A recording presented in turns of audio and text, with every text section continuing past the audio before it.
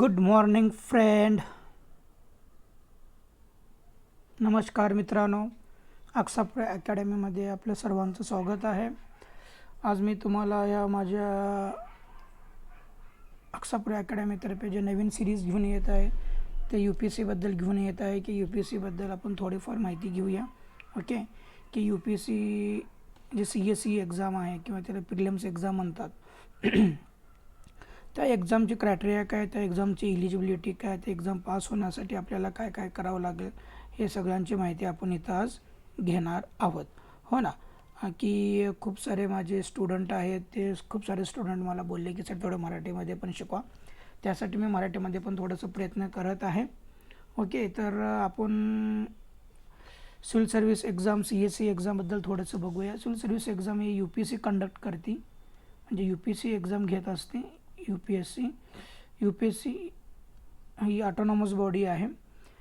त्याबद्दल थोडंफार सांगायचं म्हणजे आता आपण UPSC एक्झाम देताना काय काय त्याचे एज्युकेशन्स आहेत हे आपण बघूया. तर चला स्टार्ट करूया. पहिला पॉईंट आहे educations and qualifications. Okay, education आणि क्वालिफिकेशन ह्याबद्दल जर माहिती घेत असाल तर UPSCने जेव्हा पण नोटिफिकेशन डिक्लेअर करते किंवा त्यांचं प्रत्येक इयरला एक नोटिफिकेशन येत असतो आणि त्यांचं ठरलेलं असतं की पर इयर एक वर्ष अगोदर ते नोटिफिकेशन डिक्लेअर करतात. तसं बघितलं तर UPSC फक्त ग्रॅज्युएट म्हणजे ज्यांची पण बॅचलर डिग्री झालेली आहे, कशामध्ये पण असो, तर तुम्ही BAमध्ये केलं आहे ना, सायन्समध्ये केलं आहे, BAमध्ये सायन्समध्ये केलं आहे, कॉमर्समध्ये केलं आहे, ओके, तुम्ही BE केलं आहे, नाही कसली पण बॅचलर डिग्री असू दे, फक्त त्यांनी बॅचलर डिग्री मागतात आणि पर्सेंटेज 40 म्हणजे 40% राहू दे त्यांना चालतो. 40च्या पुढे किती पण राहू दे त्यांना सगळं चालतात. ते 99.19% पण का असेनास ते लोक एक्झाम ॲपिअरिंग म्हणजे तुम्ही फॉर्म भरू शकताय. आणि त्यांची शक्यतो नोटीस मॅक्सिमम आतापर्यंत फेब आणि मार्चमध्ये त्यांची नोटिफिकेशन येते प्रिलिम्स फॉर्म भरायची. ओके, हे तुम्हाला जर समजलं असेल तर आपण नेक्स्ट पॉईंट घेऊया. ओके, नेक्स्ट पॉईंट आहे एज लिमिट. सगळ्यात इम्पॉर्टंट आहे एज लिमिट. एज लिमिटमध्ये कसं आहे, ओपन ह्याला जनरल पण म्हणतात आणि EWS हे जे स्टुडंट आहेत ह्यांना एज लिमिट म्हणजे वयाची मर्यादा 21 ते 32. ओके, मग त्यानंतर आहे OBC 21 ते 35 वर्ष. मग त्यानंतर आहे SC ST 21 to 37. हे त्यांचे क्रायटेरिया आहेत. म्हणजे कमीत कमी एवढी तरी तुमची एज पाहिजे, 21 वर्ष व्हायलाच पाहिजे. ओके, हे समजलं. तर आपण नेक्स्ट जाऊया. तर आता नंबर ऑफ द अटेम्प्ट्स म्हणजे तुम्ही किती वेळा ह्या वयाच्या आत किती वेळा तुम्ही एक्झाम म्हणजे हे पेपर देऊ शकता ह्याबद्दल माहिती आहे स्टुडंट. म्हणजे आता तुम्ही समजा तुम्ही वयाच्या 25व्या वर्षी जर चालू केला ओपनवाले, म्हणजे बघा ओपनवाल्यांचे 6 अटेम्प्ट्स आहेत, म्हणजे 25 आणि 6 म्हणजे 31व्या वर्षी ह्यांचे अटेम्प्ट्स कंप्लीट होतात. त्यानंतर ओबीसी जेव्हा वयाच्या 25व्या वर्षी चालू केला म्हणजे त्यांना 10 वर्ष आहे. 10 वर्ष म्हणजे 9 अटेम्प्ट्स म्हणजे त्यांचे कंप्लीट होतात. लाईक दॅट अटेम्प्ट जर बघितला सेम ओपन, जनरल कॅटेगरी किंवा EWC, जनरल किंवा EWS ह्यांना आहे 6. OBC बघा इकडे बघा, OBC 9, SC ST no limit. Okay, हे त्यांची याची क्रायटेरिया आहे. हे खूप महत्त्वाचं आहेत. हे जे 3 पॉईंट आहेत ना खूप इम्पॉर्टंट आहेत. खूप सारे माझे स्टुडंट मला विचारत असतात की सर क्वालिफिकेशन्स काय, त्यांचे एज्युकेशन्स काय, त्यांची एज लिमिट काय, नंबर ऑफ द अटेम्प्ट्स किती देऊ शकताय. ओके, हे सगळे क्वेश्चन विचारतात माझे जिथं मी शिकवतो तिथे. म्हणून मी तुम्हाला विचार केला की थोडंसं यार ह्याबद्दल थोडंसं 5 मिनिट तर ह्याबद्दल मी सांगेनच.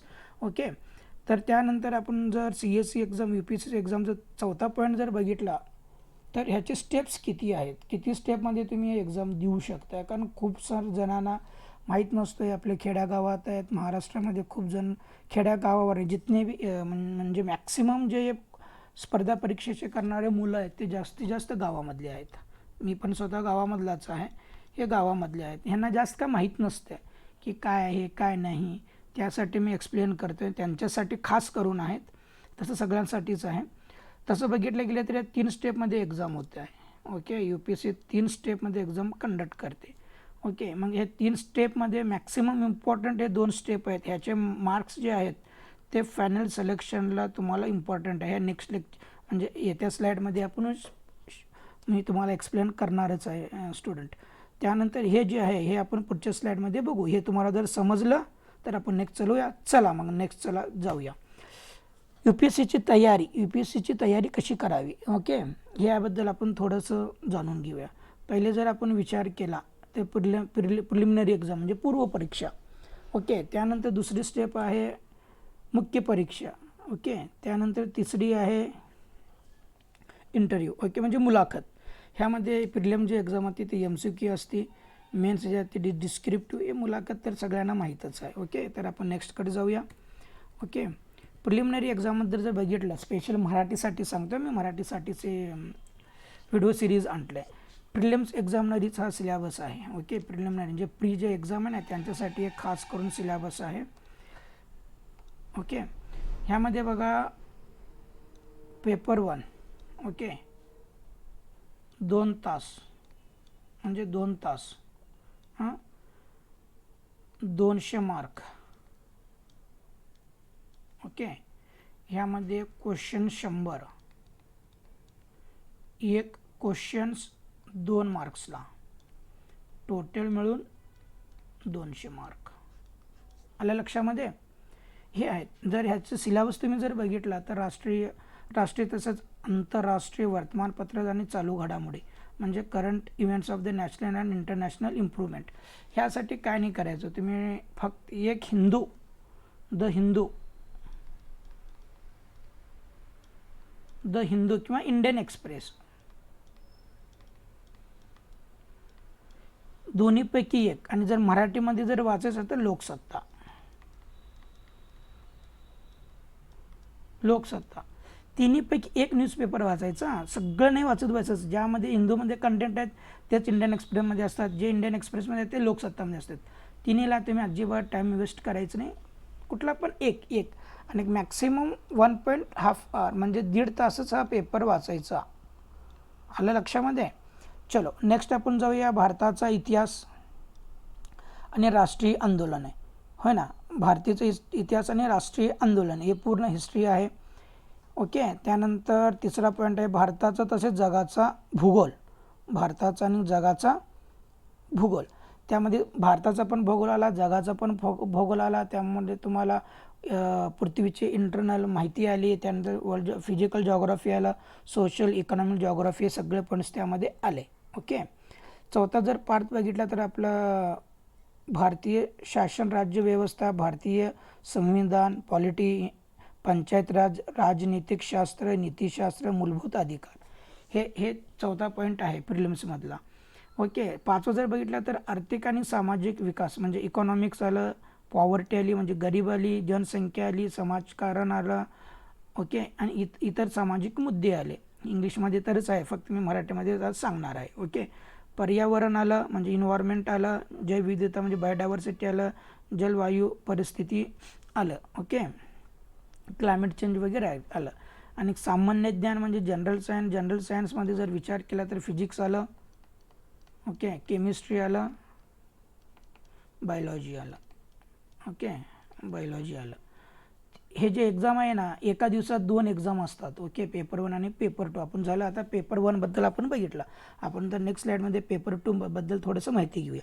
पेपर 2चं पण सेम 2 आवर्स 2:30 ते 4:30 ते मॉर्निंग सेशनला पेपर 1 असतो आणि इव्हनिंग म्हणजे आफ्टरनून सेशनला पेपर 2 असतं. ह्यांचं पण सेम आहे 200 मार्क. ओके, 200 मार्क 2 तास. ह्यामध्ये जर क्वेश्चन डिवायडेड जर बघत असेल 80 क्वेश्चन, एक क्वेश्चन 2.5 मार्क्सला, हो ना, एक क्वेश्चन 2.5 मार्क्सला, असं टोटल 200 मार्काची एक्झाम असते, म्हणजे घेतात 200 मार्काची एक्झाम घेतात. ओके स्टुडंट, आलं लक्षामध्ये? तर ह्यामध्ये जर बघितलं आपण सिलेबसचा, पेपर 2 मधलं सिलेबस काय नाही, कॉम्प्रेशन स्किल आहे.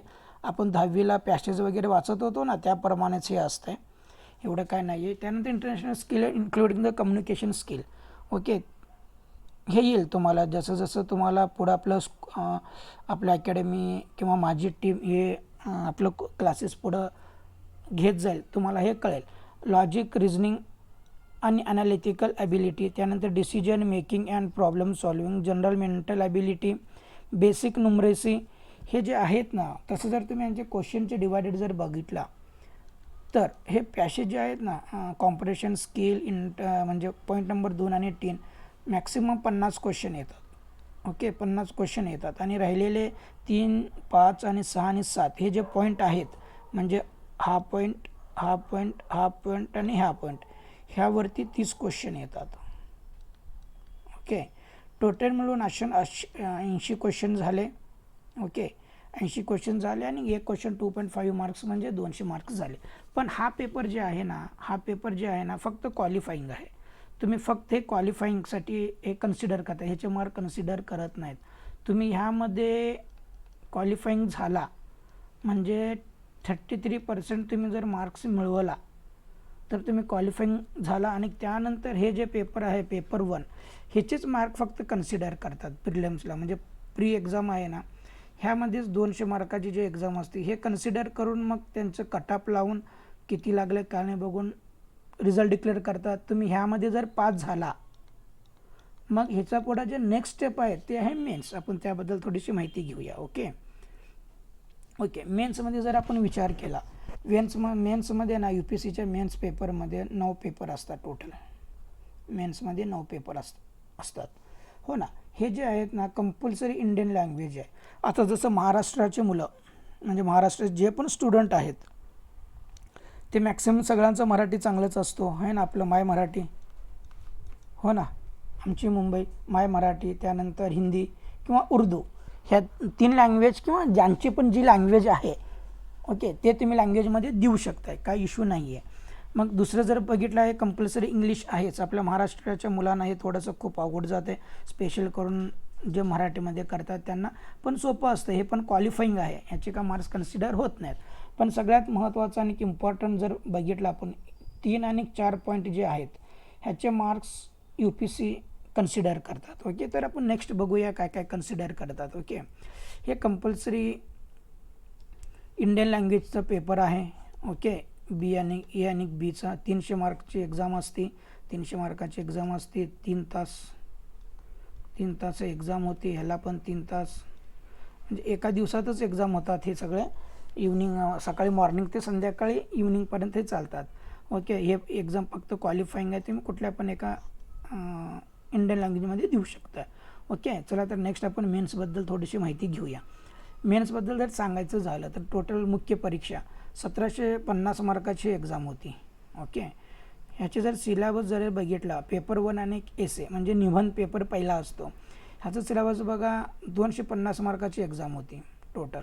सेम 3 आवर्स म्हणजे 3 तास, क्वेश्चन्स असतात 20. ओके, ह्या जर 20 क्वेश्चनला जर आपण डिवायडेड केला 2 पार्टमध्ये, ओके, पार्ट ए आणि पार्ट बी, ह्यामध्ये टोटल तुम्हाला कमीत कमी 4 ते 5 ऑप्शन, म्हणजे 4 ते 5 एसे देतात. ह्यामध्ये पण 4 ते 5 एसे देतात. ह्यामधून एक चूज करायचं असते 125 मार्काला. ह्यामधून म्हणजे एक निवडायचं असतं, एक निवडायचं आणि 125 मार्काला, असे मिळून 250 मार्काची हे एक्झाम होती. किती? 250 मार्काची, हो ना, 250 मार्काची. आणि तास किती? 3 तास. थोडंसं प्रॅक्टिस करावं लागेल, कारण वर्डचे काही वर्ड असतात, ते वर्डची लिमिट वगैरे असते, ते आपण नेक्स्ट लेक्चरमध्ये वर्डची लिमिट्स आणि कसं प्रिपरेशन करायचे असं ते मी नंतर तुम्हाला सांगेन. जर पेपर 2बद्दल बोलला आपण, पेपर 2 GS1चं पेपर 2 बघितलं का, ह्यामध्ये जर आपण बघितला सामान्य ज्ञानबद्दल सेम 250 मार्क 3 तास. ओके. आणि ह्यामध्ये जर सब्जेक्ट बघितला मॅक्सिमम, ह्यामध्ये जर सब्जेक्ट बघितला भारताचा इतिहास, इंडियन हेरिटेज अँड कल्चर म्हणजे भारताचा इतिहास है ना, पूर्ण भारताचा इतिहास पूर्ण असतो ह्यामध्ये, एवढं काय नाही आहे त्या आहे ना पूर्ण. मग त्यानंतर जॉग्राफी म्हणजे भूगोल, हे कोणाचं वर्ल्डचं पण आणि इंडियन पण हे असतात म्हणजे भूगोल. मी इथं लिहूनच घेतो इतिहास है ना. मग त्यानंतर हे भूगोल.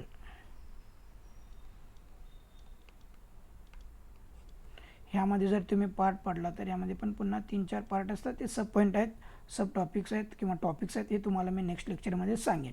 ओके. ह्यामध्ये पण सेम 20 क्वेश्चन असतात. सेम हे 125 मार्काला येतं आणि हे 125 मार्काला विचारतात. ओके. नेक्स्ट जर बघितला पेपर 2 जर सॉरी पेपर 2बद्दल जर विचारला तर म्हणजे त्यामध्ये भारतीय राजघटना आणि कामगार प्रक्रिया हे खूप आहेत. भारतीय राजघटना म्हणजे इंडियन पॉलिटी, सोशल जस्टिस आणि इंटरनॅशनल रिलेशन्स, हे त्यांचे म्हणजे टॉपिक्स म्हणजे सब्जेक्ट्स आहेत.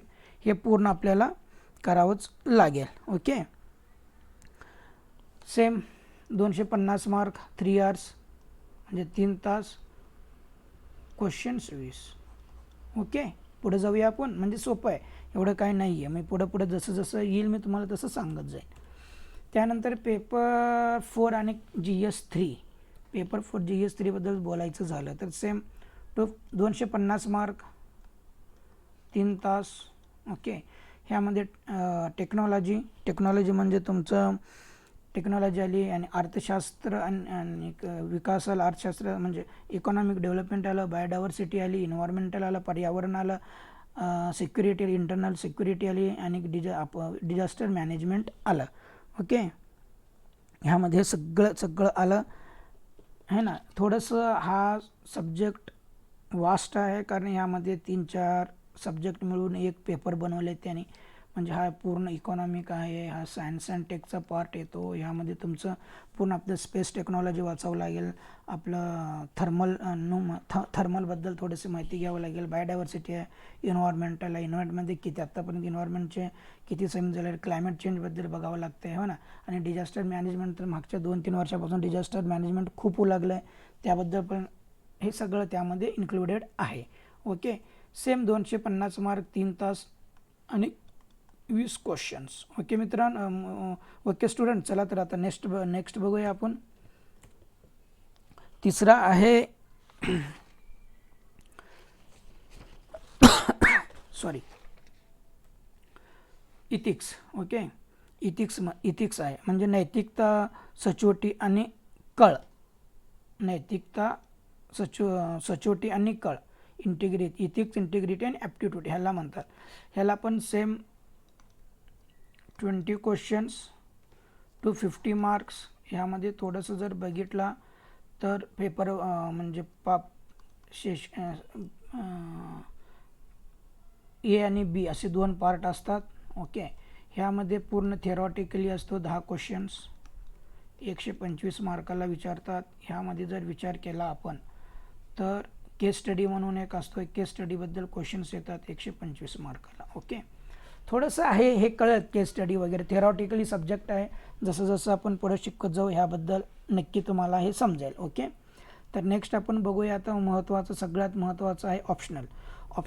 हा एक असा सब्जेक्ट आहे की ह्यावरूनच तुम्हाला कळेल की तुम्ही IAS होणार, IPS होणार, IRS होणार, MPSCमध्ये जाणार की काय तुम्ही होणार.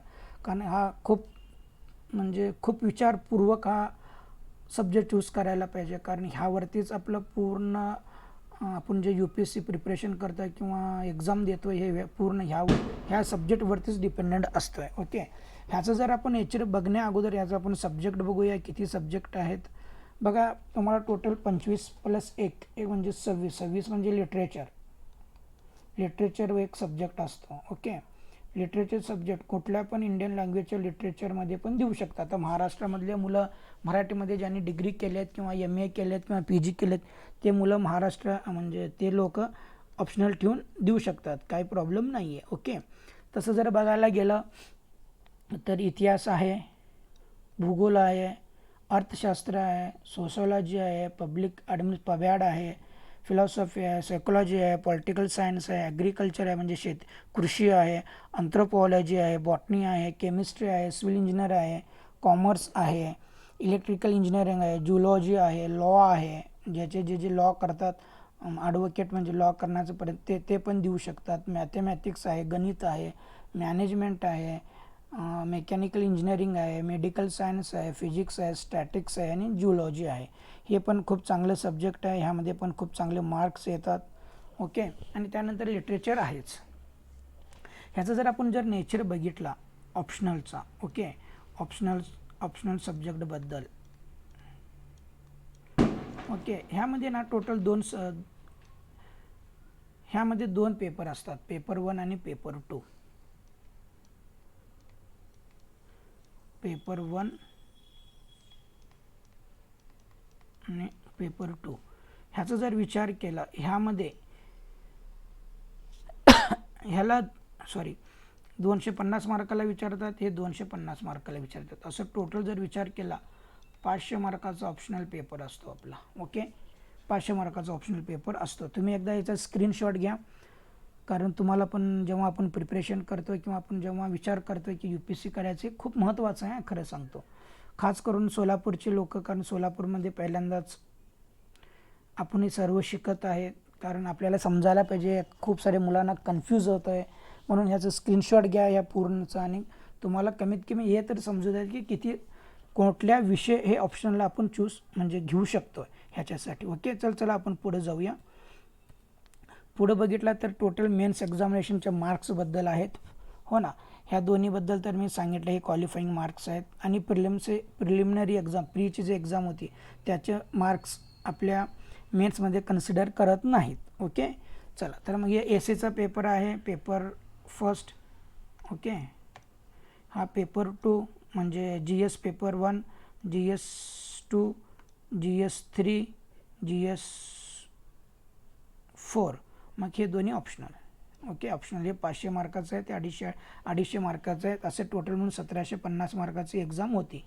बघितली टोटल रिटर्न टेस्ट हे 1750 मार्काची रिटर्न एक्झाम होती, आणि 275 मार्काची इंटरव्ह्यू होती. टोटल मिळून 2025. म्हणजे टोटल सगळं डिस्क्रिप्टिव्ह आहे, राईटअप करायचं असतं, MCQ नाही. MCQ फक्त अँड फक्त तुम्ही पहिल्या पूर्वपरीक्षा जी असते ना तिथंच आपण वापरू शकतो आहे. त्यानंतर इथून जर बघितलं आहे पूर्ण पेपर A to पूर्ण इथेपर्यंत जे आहेत ना, इथून इथेपर्यंत हे सगळं डिस्क्रिप्टिव्ह, म्हणजे आपल्याला पेपर लिहायचा असतो आहे, राईटअप करायचं असतं आहे. कंटेंट म्हणजे खूप गरजेचं असते, त्याला प्रॅक्टिस खूप लागतात, हो ना. हे पूर्ण आहे. ओके, तुम्हाला काय अडचण असेल तर तुम्ही मला कमेंट करा, तुमचे मी अडचण पुन्हा सॉल्व करू. ओके, त्यानंतर जर आपण माझं पुढचं लेक्चर म्हणजे नेक्स्ट जे मी लेक्चर घेणार आहे ते 365 दिवस म्हणजे 1 इयर, 1 वर्ष कसं प्लॅनिंग करायचं अभ्यास करण्यासाठी. म्हणजे बाबा पहिल्या दिवसापासून फर्स्ट डे म्हणजे पहिला दिवस, फर्स्ट डे टू 365 डे, कारण पहिला पकडले 364 डे काय काय रीड करायचे. जसं फॉर एक्झाम्पल NCERT कधी रीड करायचं, रेफरन्स बुक कधी वापरायचे, त्यानंतर टेस्ट सिरीज आहे ना, टेस्ट सिरीज खूप महत्त्वाचं आहे, प्रॅक्टिस खूप लागते त्याला. हे दोन्ही पण असतात, प्रीसाठी आणि मेनसाठी. ओके, आणि त्यानंतर कुठले बुक्स रेफरन्स वापरायचे आहेत, आणि त्यानंतर हे दोन्ही जर वाचून पूर्ण झाले तर मेन आहे आपलं ऑप्शनल. कशा इंटरेस्टप्रमाणे आपण आपलं ठेवायचं ह्याबद्दल आपण नेक्स्ट माझ्या व्हिडिओ लेक्चरमध्ये आपण घेणार आहोत. काय अडचण आली तर प्लीज मला कमेंट करा आणि माझ्याशी संपर्कमध्ये राहा. ओके, सोलापूरमध्ये प्रथमच आपण हे माझं क्लास आपण चालू करत आहे सोलापूरमध्ये. ओके, अक्सापूर अकॅडमी माझा ॲड्रेस आहे, सेंट्रल प्लाझा, पातोडी चौक, अशोक चौक, सोलापूर. ओके मित्रांनो, थँक्यू सो मच.